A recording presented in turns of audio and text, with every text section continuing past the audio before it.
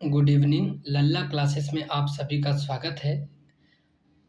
देखिए क्या कहा गया है कि घायल तो यहाँ हर परिंदा है, मगर जो फिर से उड़ सका वही जिंदा है। ठीक है, आप घायल हो गए हो लेकिन कोशिश करो फिर से उड़ने की। आगे हम देखेंगे 37 नंबर का, फसल और प्रमुख राज्य कौन कौन सा है। तो चावल तो बताया दिया था कि पश्चिम बंगाल में पहले नंबर पे, गेहूं उत्तर प्रदेश में, कपास गुजरात, ठीक है, पहले नंबर पे, सरसों राजस्थान पहले नंबर पे है। ठीक है, पिछले 5 वर्षों में देखेंगे तो धान की खेती के अंतर्गत क्षेत्र में वृद्धि हुई है पिछले 5 वर्षों में। ठीक, कपास की खेती का क्षेत्र गन्ने की तुलना में अधिक हुआ है। कपास की खेती का जो क्षेत्र होता है गन्ने की तुलना में अधिक हुआ है, मतलब गन्ना कम हुआ है, कपास खेती बढ़ा हुआ है पिछले 5 वर्षों में। ज्वार की खेती क्षेत्र देखेंगे तो तिलहनों की तुलना में कम है, तिलहन ज़्यादा है, ज्वार की खेती कम है। आगे देखिए क्या कह रहा है, गन्ने की खेती क्षेत्र में कभी वृद्धि कभी कमी आई है, अतः निरंतर वृद्धि या निरंतर कमी नहीं आई है। कहने का मतलब गन्ने के खेती क्षेत्र में कभी वृद्धि आई है और कभी कमी आई है, लेकिन कोई कोई कहे कि निरंतर वृद्धि या कमी आई है तो नहीं, निरंतर न तो कमी आई है न तो वृद्धि आई है। ठीक है, ये याद रखना। नकदी फसलें के बारे में देखेंगे, नकली फसलें के बारे में देखेंगे। क्या देखेंगे, कपास है तो आवश्यक दशाएं देखेंगे ना। तो कपास के लिए क्या आवश्यक दशाएं देखेंगे, उपोष्ण जलवायु में खरीफ फसल है ये। उपोष्ण जलवायु में, कैसे जलवायु में बाबू, उपोष्ण जलवायु में खरीफ की फसल है नकदी फसलें। ठीक है, 210 पाला रहित दिन, कम से कम तो 210 दिन चाहिए पाला रहित दिन।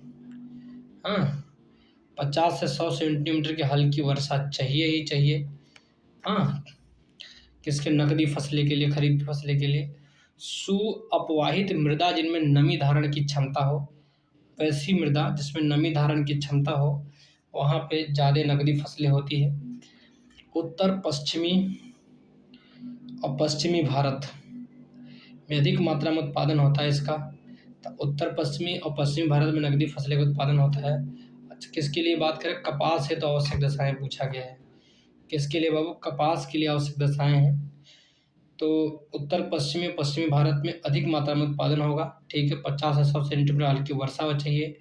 ठीक है, और मृदा जिनमें नमी धारण की क्षमता हो। आगे हम देखेंगे कपास उत्पादक राज्य सब 2021-22 में सबसे ज़्यादा गुजरात, महाराष्ट्र, तेलंगाना। ठीक है, गुजरात में सबसे ज़्यादा हुआ था, फिर महाराष्ट्र, फिर तेलंगाना। कपास का अन्य नाम है वाइट गोल्ड या सफ़ेद सोना कहते हैं। कपास का अन्य नाम क्या है बाबू, तो वाइट गोल्ड, सफ़ेद सोना कहते हैं। कपास के रेशे बीज से प्राप्त होते हैं। जो कपास के रेशे प्राप्त होते हैं वो बीज से प्राप्त होते हैं। कपास का बीज से ही रेशा प्राप्त करेंगे हम। ठीक है, आगे क्या कहता है बाबू, कपास भारत का देशज पौधा है। अच्छा, कपास भारत का देशज पौधा है। कैसा पौधा है बाबू, भारत का देशज पौधा है। ठीक है, जो अपने देश से ही पैदा हुआ है कपास।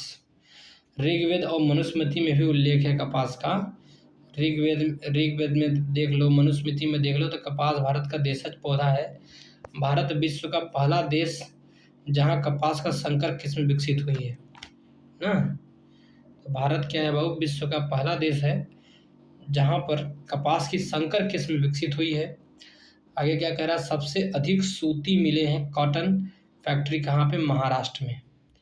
सबसे अधिक सूती मिले जिसको बोलते हैं, कॉटन फैक्ट्री मिलेंगे, वो महाराष्ट्र में देखने को मिलते हैं। ठीक है, गन्ना हेतु आवश्यक दशाएं क्या क्या हैं ना। उष्ण कटिबंधीय पौधा है, तो गन्ना क्या है, उष्ण कटिबंधीय पौधा है। ठीक है, ग्रेमिनी कुल का पौधा है, तो गन्ना ग्रेमिनी, गन्ना ग से ग्रेमिनी कुल का पौधा है गन्ना। टेम्परेचर चाहिए गन्ना के उत्पादन में 21 डिग्री सेल्सियस से 27 डिग्री सेल्सियस, और बारिश 75 सेंटीमीटर से 100 सेंटीमीटर की वार्षिक वर्षा यदि आप मिल जाती है तो गन्ना आराम से उत्पादन हो जाएगा। आगे क्या कह रहा है बाबू, न्यूनतम जल दक्ष लिस्ट वाटर एफिशिएंट फसल गन्ना है, कम जल लेता है गन्ना। तथा सर्वाधिक जल की आवश्यकता होती है। सर्वाधिक जल की आवश्यकता होती है। क्या कह रहा है, गन्ने की खेती के लिए सर्वाधिक भूमि देखेंगे तो यूपी वाले 21.8 हेक्टेयर की भूमि उपयोग करते हैं गन्ने की खेती के लिए, और महाराष्ट्र 11.43%, 11.4 लाख हेक्टेयर। ठीक है, आगे हम देखेंगे 2021 के अनुसार गन्ना सर्वाधिक उत्पादक राज्य उत्तर प्रदेश, फिर महाराष्ट्र, फिर कर्नाटक, फिर गुजरात। ठीक है, तो आपको याद रखना कि सबसे ज़्यादा होगा उत्तर प्रदेश, महाराष्ट्र, ऐसे क्षेत्र में होना ही है गन्ना। चीनी उत्पादक प्रक्रम में सीरा एक उपोत्पाद बाई प्रोडक्ट है। चीनी उत्पादन प्रक्रम में सीरा जो होता है ना, एक बाई प्रोडक्ट है, उपोत्पाद है। सीरा का उपयोग अल्कोहल निर्माण में किया जाता है। जब बंदा चीनी का उत्पादन करेगा ना, उसमें सीरा एक बाई प्रोडक्ट मिल जाता है, और सीरा का जो उपयोग करते हैं अल्कोहल निर्माण में करते हैं। जो अल्कोहल होता है, शराब होती है, उसके निर्माण में किया जाता है। धारणीय गन्ना उपक्रमण का महत्व क्या है? धारणीय का मतलब सस्टेनेबल। गन्ना उपक्रमण का महत्व देखेंगे तो बीज की लागत कम होती है गन्ना की। ठीक है, वही हर साल बो देंगे तो उसमें लागत कम होती है। ड्रिप सिंचाई का प्रभावकारी प्रयोग यदि हम गन्ना में कर सकते हैं। यहाँ अंतरासस्यन की ज़्यादा गुंजाइश है। यहाँ पे अंतरासस्यन की ज़्यादा गुंजाइश गन्ना में है। इसका आरंभ ICAR, ISAT व WWF की संयुक्त पहल से भारत में 2009 में से लागू है। धारणीय गन्ना उपक्रमण जो है एक WWF और ICAR, ISAT की संयुक्त पहल, दोनों लोग मिल करके जो है 2009 से भारत में लागू किए हैं धारणीय गन्ना उपक्रमण। आगे देखेंगे हम क्या कह रहा है, गन्ना पकने की अवधि में पाला गिरने पर शर्करा या मिठास की मात्रा घट जाती है। जब गन्ना पक रही है उस समय यदि पाला गिर जाएगा तो शर्करा या मिठास की मात्रा घट जाती है। बाप रे बाप। प्रथम 3 चीनी उत्पादक राज्य उत्तर प्रदेश, महाराष्ट्र, कर्नाटक। पहले 3 चीनी उत्पादक राज्य हैं, उत्तर प्रदेश है, महाराष्ट्र है, कर्नाटक है। विश्व में भारत की चीनी उत्पादक योगदान कितना है? तो 20.44%। भारत अकेले लगभग 20-21% चीनी उत्पादन कर दे रहा है। भारत चीनी का सबसे बड़ा उपभोक्ता है, खाने वाला चीनी सबसे ज़्यादा भारत ही खाता है। सूती वस्त्र के बाद चीनी उद्योग सबसे बड़ा कृषि आधारित उद्योग है। सूती वस्त्र के बाद में जो है चीनी उद्योग सबसे बड़ा कृषि आधारित उद्योग है, और सबसे ज़्यादा उपभोक्ता ही है, चीनी खा लेता है भारत सबसे ज़्यादा। शक्कर नगर देखेंगे, चीनी का प्रमुख उत्पादक केंद्र है जो तेलंगाना में स्थित है। शक्कर नगर जो है बाबू चीनी का प्रमुख चीनी का प्रमुख उत्पादक केंद्र है जो तेलंगाना में स्थित है। चीनी का कटोरा राज्य यूपी को ही कहेंगे। भारतवर्ष की प्रथम चीनी मिल 1907 में प्रतापपुर देवरिया यूपी में स्थापित करी गई थी। भारतवर्ष की पहली चीनी मिल जो बनाई गई थी 1907 में बनाई गई थी बाबू, प्रतापपुर देवरिया यूपी से स्थापित की गई थी। आगे क्या बातें कहा गया है कि निम्न कारकों ने उत्तर भारत से दक्षिण भारत में चीनी उद्योग को स्थानांतरित कर दिया। क्या कारण है कि चीनी उद्योग उत्तर भारत में ज़्यादा होता था लेकिन दक्षिण भारत में स्थानांतरित कर दिया? गन्ने का प्रति एकड़ उच्च उत्पादन, ठीक है, उत्तर भारत से दक्षिण भारत में हो गया। गन्ने में शर्करा का अधिक होना, ठीक है, और पेराई का अधिक लंबा मौसम, इसलिए उत्तर भारत से दक्षिण भारत में क्या स्थानांतरित हो गया। गन्ना प्रजनन केंद्र 1912 में, गन्ना का प्रजनन केंद्र आया 1912 में जो कोयम्बटूर तमिलनाडु में। पहली बार जो है चीनी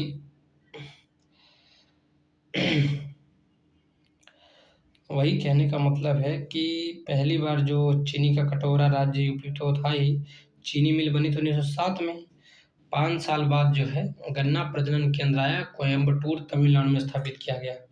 ठीक है, सोचो विकास हो रहा है गन्ना का।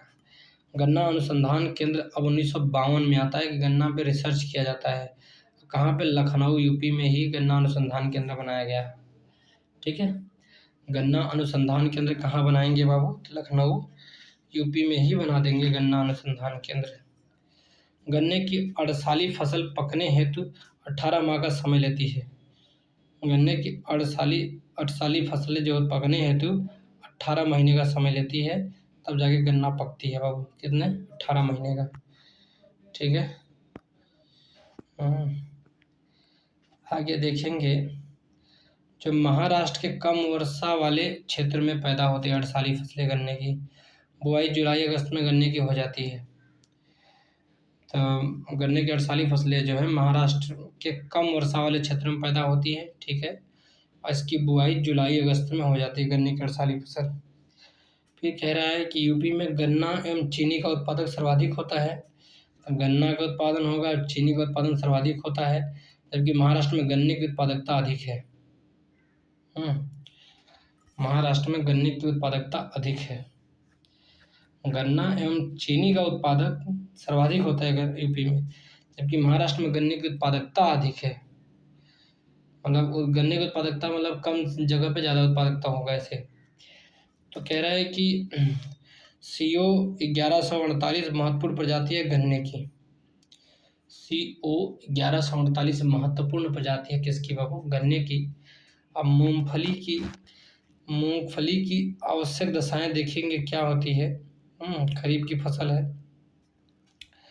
देखेंगे कि 15 से 25 डिग्री सेल्सियस टेम्परेचर चाहिए मूंगफली के लिए, और 50 से 80 सेंटीमीटर वर्षा चाहिए। तो मूंगफली के लिए भी ज़्यादा बारिश नहीं चाहिए। ठीक है। 50 से 80 सेंटीमीटर की वर्षा दे दो, 15 डिग्री सेल्सियस से 25 डिग्री सेल्सियस तापमान दे दो। पेगिंग लाभकारी प्रक्रिया है। तो पेगिंग क्या है? एक लाभकारी प्रक्रिया है मूंगफली की। पेगिंग एक लाभकारी प्रक्रिया है। अब मूंगफली के बाद आता है सोयाबीन। तो सोयाबीन भी 15 से 25 डिग्री सेल्सियस टेम्परेचर चाहिए इसको। सोयाबीन रेन चाहिए उसको 40 से 60। रेन बहुत कम चाहिए, 40 से 60 सेंटीमीटर की यदि बारिश हो जाती है तो सोयाबीन बढ़िया हो जाएगा। और 6 से 6.5 pH वाली अम्लीय दोमट मिट्टी चाहिए इसको, जिसकी अम्लीय दोमट मिट्टी चाहिए कितना? 6 से 6.5 pH वाली अम्लीय दोमट मिट्टी दे दीजिए। 40 से 60 सेंटीमीटर की रेन दे दीजिए। 15 डिग्री सेल्सियस से 25 डिग्री सेल्सियस टेम्परेचर दीजिए, सोयाबीन बढ़िया होगा। सरसों का भी 15 से 25 से 75 से 100 सेंटीमीटर वर्षा हो गया, उतना तो गेहूं के साथ समझ जाओगे सरसों का। प्रमुख तिलहनी फसलें में देखेंगे तोरिया का प्रमुख तिलहनी फसलें। सरसों देख लेंगे, प्रमुख तिलहनी फसलें हैं। तिल भी प्रमुख तिलहनी फसल है। अलसी भी प्रमुख तिलहनी फसल है। सोयाबीन भी प्रमुख तिलहनी फसल है। सूरजमुखी भी प्रमुख तिलहनी फसल है। अरंडी भी प्रमुख तिलहनी फसलें है। बिनौला भी, ये सब प्रमुख तिलहनी फसलें हैं। ठीक है।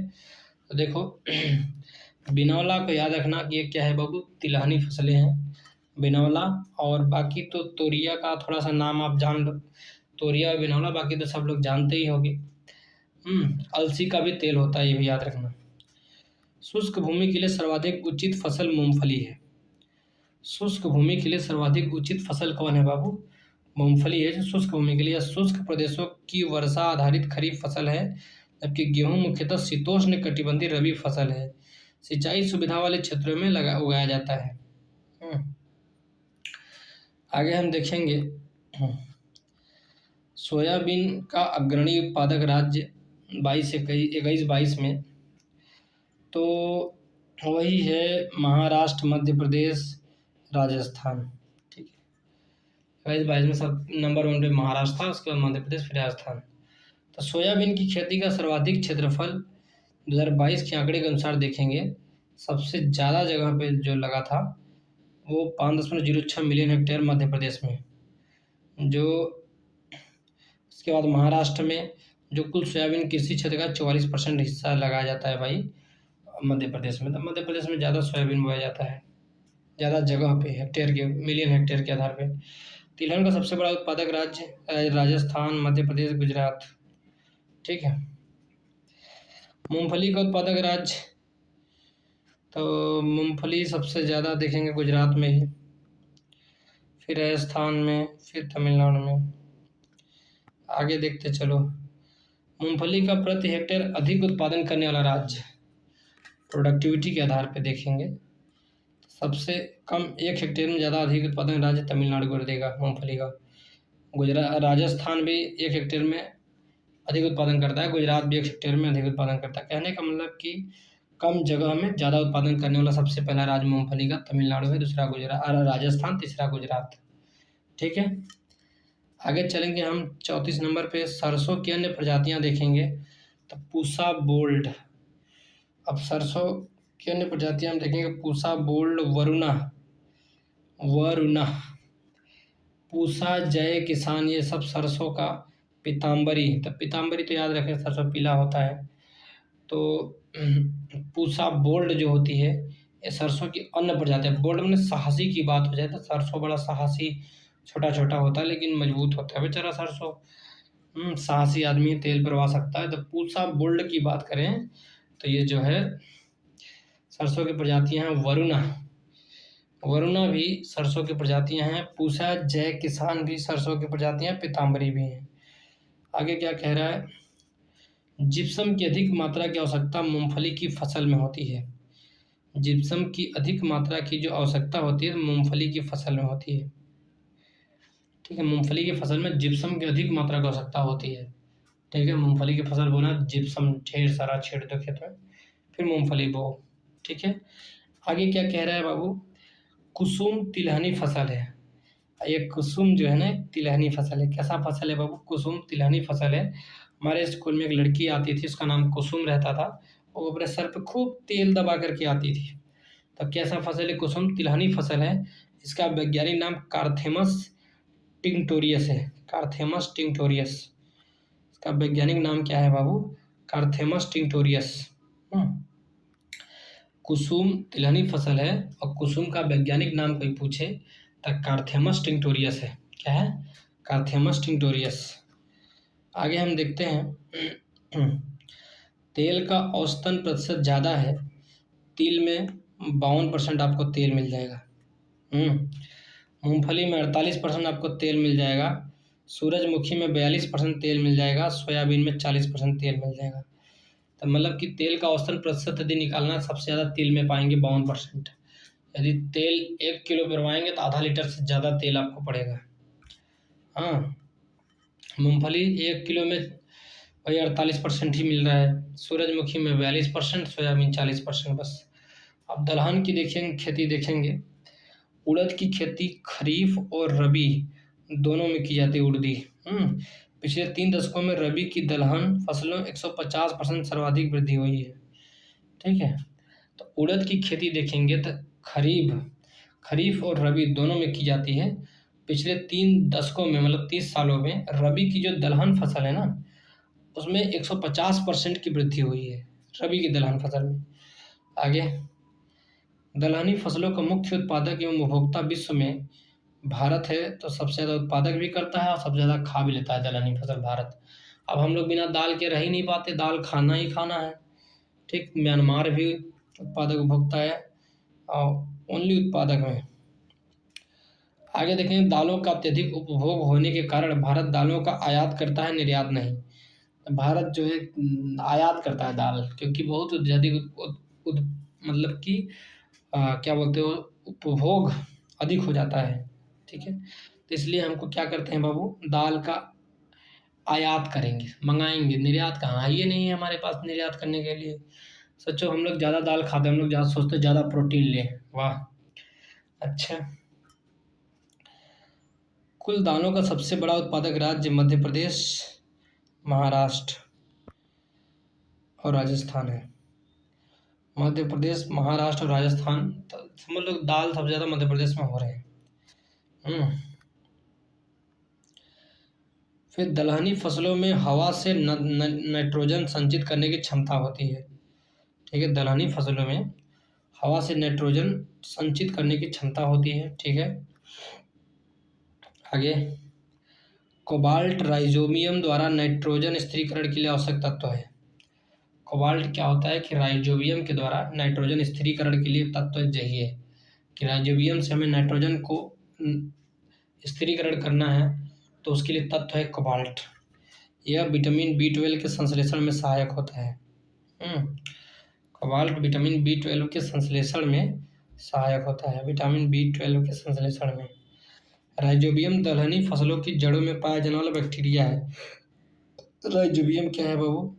एक बैक्टीरिया है जो दलहनी फसलों की जड़ों में पाया जाता है। ठीक है। कोबाल्ट प्रकाश संश्लेषण, वाष्पोत्सर्जन एवं वृद्धि के लिए आवश्यक है। कोबाल्ट का काम क्या करता है? कोबाल्ट प्रकाश के संश्लेषण के लिए आवश्यक है, वाष्प के उत्सर्जन की वृद्धि के लिए आवश्यक है कोबाल्ट। ठीक है। आगे हम देखेंगे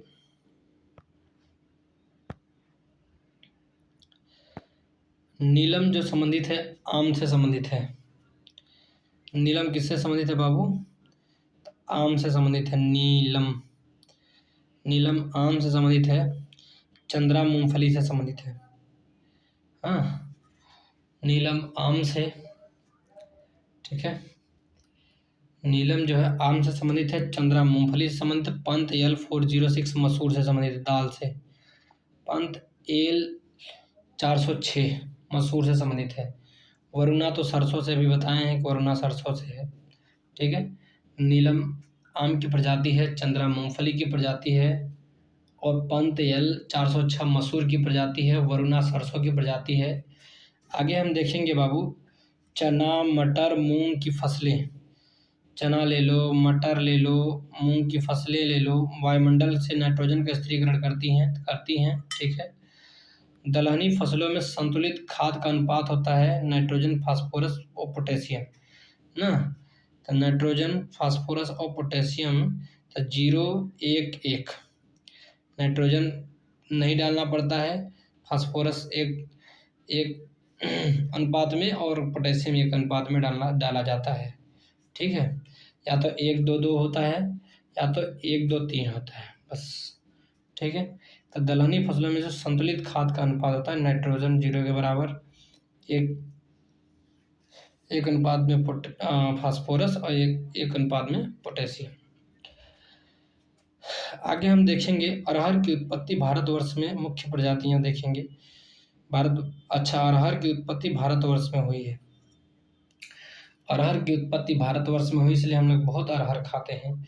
मुख्य प्रजातियां देखेंगे क्या है बाबू? अमर। तो अरहर जब भारतवर्ष में हुई तो अमर है भाई, अमर प्रजाति अरहर की होती है। मालवीय, तो मालवीय प्रजातियां जो है ये किसकी है? तो अरहर की है। आज़ाद है अरहर, तो कौन ले जाएगा? भारत का है। बहार है, अरहर बहार है। पारस, पारस ये भी जो है मुख्य प्रजातियां हैं। पारस जो है क्या है बाबू? मुख्य प्रजातियां हैं। ठीक है। अरहर की उत्पत्ति भारतवर्ष में हुई है। ठीक है। मुख्य प्रजाति अमर अरहर की प्रजातियां हैं, मालवी भी अरहर की प्रजातियां हैं, आज़ाद भी अरहर की प्रजातियां हैं, बहार भी अरहर की प्रजातियां हैं, और पारस भी अरहर की प्रजातियां हैं। ठीक है। आगे हम देखेंगे अपर्णा मटर की पत्ती विहीन प्रजाति है। अपर्णा की बात करेंगे बाबू, तो मटर की पत्ती विहीन प्रजातियां हैं अपर्णा। ठीक है। सरसों देखेंगे। अच्छा, अपर्णा मटर की पत्ती विहीन प्रजातियां हैं। वाह, अपर्णा मतलब पत्ती नहीं होता, पत्ती विहीन प्रजातियां अपर्णा की।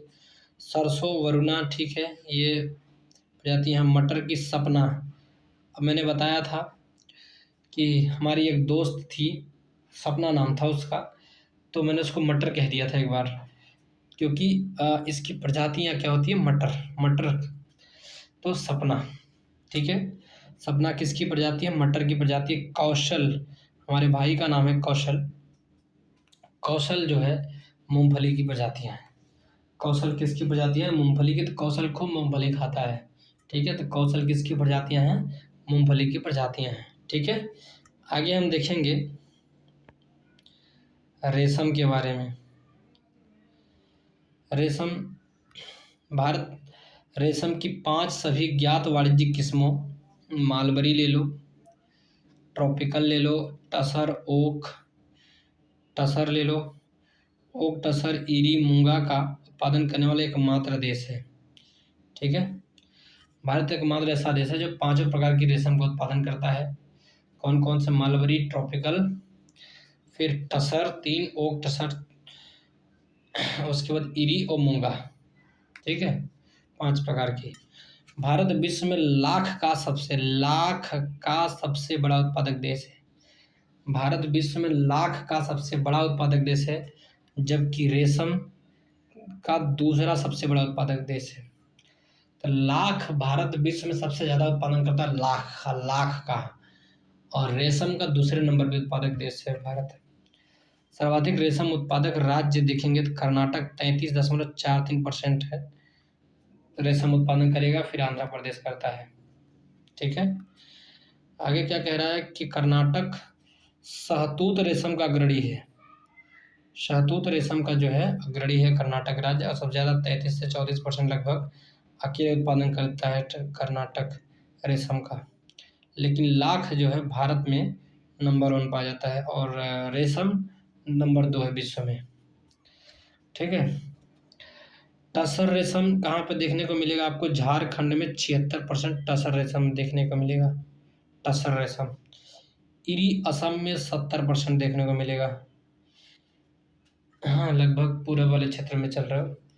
फिर असम में 82% मूंगा रेशम देखने को मिल रहा है। कर्नाटक में 44% शहतूत रेशम देखने को मिल रहा है। तो शहतूत रेशम सबसे ज़्यादा कर्नाटक में देखने को मिलता है 44%। मूंगा की बात करें तो 82% जो है असम में, और इरी रेशम देखेंगे तो 70% असम में, और टसर रेशम की बात करें तो झारखंड में। जब कभी बैर और तोड़ने जाओ तो वहाँ पे झाड़ और रहता है ज़्यादा, तो वो टसकता नहीं है, टसर मसर नहीं करता है। तो टसर रेशम की बात करें झारखंड में 76% है।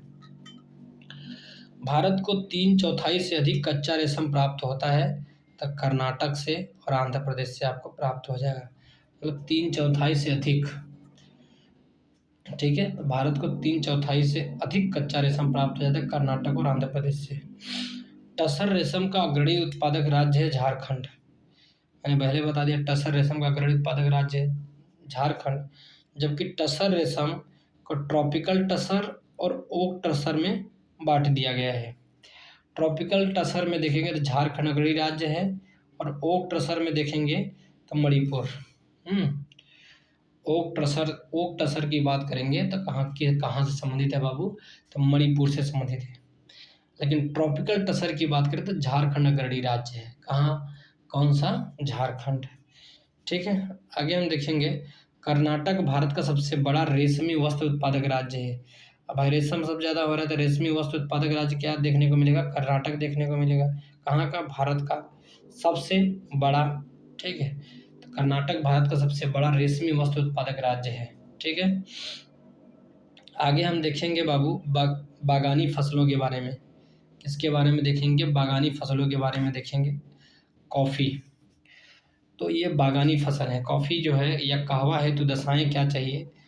टेम्परेचर 15 से 18 डिग्री सेल्सियस टेम्परेचर चाहिए, मतलब कि लगभग मतलब कि ठंडा होना चाहिए मौसम। और वर्षा कितनी होनी चाहिए? 150 से 250 सेंटीमीटर की वर्षा चाहिए। टेम्परेचर 15 से 18 डिग्री सेल्सियस टेम्परेचर चाहिए, तो वहाँ पे कॉफ़ी होगा। कॉफ़ी होगा कहाँ पे? तो ढलवा, पर्वतीय धरातल एवं दोमट अथवा लावा निर्मित मृदा से होगी। तो जहाँ पे ढलवा पर्वतीय धरातल होगा वहाँ पे कहवा बोया जाएगा। दोमट मिट्टी कहीं पे होगी तो थोड़ा सा वहाँ पे बोया जाएगा। जहाँ लावा निर्मित मृदा होती है ना, वहाँ पे जो है आपको कॉफ़ी देखेंगे कि अच्छा से होगा। राष्ट्रीय बागवानी बोर्ड की स्थापना 1984 में करी गई थी।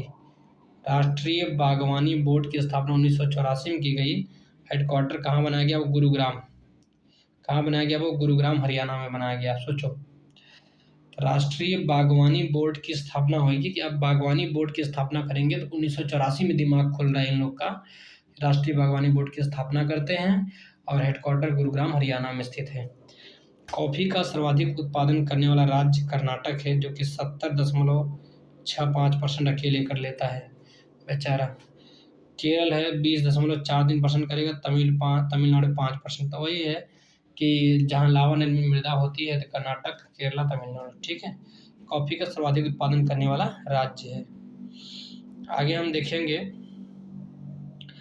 कॉफ़ी और चाय में असमानताएं क्या होती हैं उसके बारे में देखेंगे। कॉफ़ी बीजों द्वारा प्रवर्धित या तैयार किया जाता है बीज के द्वारा। कॉफ़ी जब भी तैयार किया जाएगा बीज के द्वारा तैयार होता है, जबकि चाय डाली या कलम से प्रवर्धित की जाती है, पत्तियों से की जाती है। डाली डाली ले लो, कलम का जो कलम कर करके जो है चाय बनाया जाता है, लेकिन कॉफ़ी जो है तैयार होती है बीजों से। आगे, कॉफ़ी उष्णकटिबंधीय फसल है। कॉफ़ी उष्णकटिबंधीय फसल है, ठीक है, जबकि चाय उष्णकटिबंधीय उपोष्ण दोनों क्षेत्रों की है। तो कॉफ़ी सिर्फ उष्णकटिबंधीय फसल है, चाय उष्ण और उपोष्ण दोनों क्षेत्रों में बोया जाता है, ठीक है। कर्नाटक का चिकमंगलूर जिला कॉफ़ी उत्पादन के लिए प्रसिद्ध है। कर्नाटक एक चिकमंगलूर जिला है जो कॉफ़ी उत्पादन के लिए क्या है वो प्रसिद्ध है। भारत में सर्वप्रथम यही उगाई गई, जबकि भारत में सर्वप्रथम चिकमंगलूर जिला में ही कॉफ़ी उगाई जाती है, जबकि मांड्या जिला कर्नाटक में शर्करा उत्पादन के लिए प्रसिद्ध है। तो कहने का मतलब कि कर्नाटक का जो मांड्या जिला है वो शर्करा उत्पादन के लिए प्रसिद्ध है। किसके लिए बाबू? शर्करा के उत्पादन के लिए कर्नाटक का मांड्या जिला जो है प्रसिद्ध है। लेकिन कर्नाटक का चिकमंगलूर जिला है कॉफ़ी उत्पादन के लिए प्रसिद्ध है, ठीक है। आगे बढ़ो। चिकमंगलूर, कोडागू, कुर्ग, हासन सब कर्नाटक में आपको देखने को मिलेगा। कॉफ़ी उत्पादक राज्य है, क्षेत्र है। चिकमंगलूर कॉफ़ी का उत्पादन क्षेत्र है, ठीक है। कोडागू, कुर्ग में भी कॉफ़ी उत्पादन अच्छा से होता है और हासन में भी कॉफ़ी उत्पादन अच्छा होता है, ठीक है। कर्नाटक में हम गए थे, हमको जब कॉफ़ी पीनी होती थी ना तो हम चिकमंगलूर पे जाते थे, कोडागू कुर्ग पे जाते थे, हासन पे जाते थे, तो वहाँ देखते थे कि कॉफ़ी उत्पादन क्षेत्र है वो कहाँ पे? कर्नाटक में है। वायनाड, त्रावणकोर और नेल्लियाथम्पी। वायनाड ये कि आपको केरल में पड़ेगा, त्रावणकोर केरल में और नेल्लियाथम्पी। यदि आप केरल में जाएंगे तो वायनाड, त्रावणकोर और नेल्लियाथम्पी आपको जाके तब जाएंगे तो बढ़िया आपको कॉफ़ी मिलेगा, ठीक है। मतलब हर क्षेत्र में जाएंगे। यदि आप केरला में गए हैं तो आपको कॉफ़ी चाहिए 1-2 कुंटल तो वायनाड चले जाइए, त्रावणकोर चले जाइए, नेल्लियाथम्पी चले जाइए तो आपको बढ़िया से कॉफ़ी मिल जाएगा। और तमिलनाडु में यदि आप गए हो ना, तो तमिलनाडु में आप गए हो तो ये देखेंगे पुलनेज एक प्लेस है तमिलनाडु में, उसका क्या नाम है? पुलनेज। तमिलनाडु में एक प्लेस है पुलनेज। दूसरा नीलगिरी पहाड़ी और सेवराय पहाड़ी। सलेम देख लेंगे, अन्नामलाई देख लेंगे, कोयम्बटूर देख लेंगे। तमिलनाडु में यदि आपको कॉफ़ी चाहिए तो आप नीलगिरी पहाड़ी के पास जाइए, सेवराय पहाड़ी के पास जाइए और सलेम के पास जाइए, पुलनेज के पास जाइए, अन्नामलाई पहाड़ी और कोयम्बटूर के पास जाइए, अब आराम से कॉफ़ी आपको मिल जाएगी, ठीक है। अब चाय के लिए आवश्यक दशाएं क्या हैं बाबू? तो चाय के लिए टेम्परेचर चाहिए भाई, बढ़िया टेम्परेचर चाहिए। 25 डिग्री से 30 डिग्री सेल्सियस की टेम्परेचर चाहिए चाय के लिए। चाय के लिए जो टेम्परेचर चाहिए कितना चाहिए बाबू?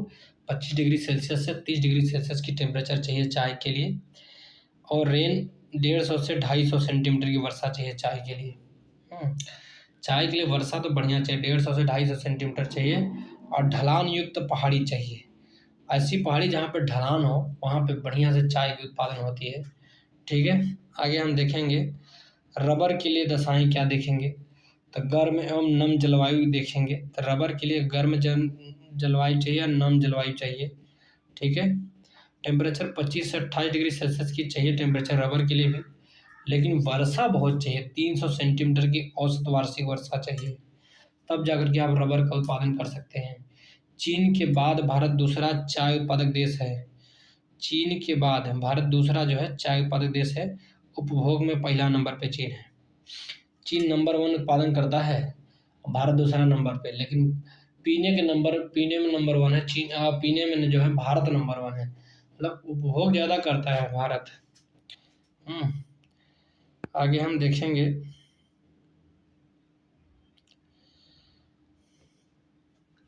भारत में असम ले लो, पश्चिम बंगाल, केरल, तमिलनाडु चाय के प्रमुख उत्पादक राज्य हैं, ठीक है। तो पूर्वी भारत देख लो और थोड़ा सा पश्चिमी घाट की तरफ चले जाओ, दक्षिणी भारत में केरल, तमिलनाडु देख लो तो यहाँ पे बढ़िया चाय उत्पादन है। यदि आप त्रिपुरा देख लो, हिमाचल प्रदेश, कर्नाटक, उत्तराखंड, अरुणाचल प्रदेश, मणिपुर, सिक्किम, नागालैंड, मेघालय, मिजोरम, बिहार, उड़ीसा में छोटे स्तर पे चाय का उत्पादन किया। मतलब कुल मिलाकर के आप ऐसे याद रख लो कि पूर्वी भारत में देख लो और पूर्वोत्तर भारत, पूर्वी भारत, और थोड़ा सा मतलब कि इधर पश्चिमी घाट में केरला, कर्नाटक, ये सब जगह पे देख लो तो चाय उत्पादन होता है। चाय उत्पादक राज्य असम और पश्चिम बंगाल। ठीक है। भारत चाय निर्यातक में 4th स्थान है। चाय का निर्यात करने में, एक्सपोर्ट करने में चाय का भारत कौन सा स्थान है? 4था स्थान है निर्यातक में। ग्रीन कोल्ड चाय की प्रजाति है। ग्रीन कोल्ड किसकी प्रजाति है बाबू? चाय की। ग्रीन कोल्ड किसकी प्रजाति है बाबू? चाय की प्रजाति है। ठीक है। सबसे बड़ा रबर उत्पादक राज्य केरल है, जो कुल 75% उत्पादन करता है। केरल अकेला बंदा केरल रबर का उत्पादन करता है। ठीक है। अब यहीं पे हम अपने लेक्चर को विराम देते हैं। लाइक करिए, कमेंट करिए, सब्सक्राइब करिए। देखिए बहुत मेहनत से क्लासेस बनते हैं। अपना ध्यान रखिए, मस्त रहिए। ठीक है, स्वस्थ रहिए।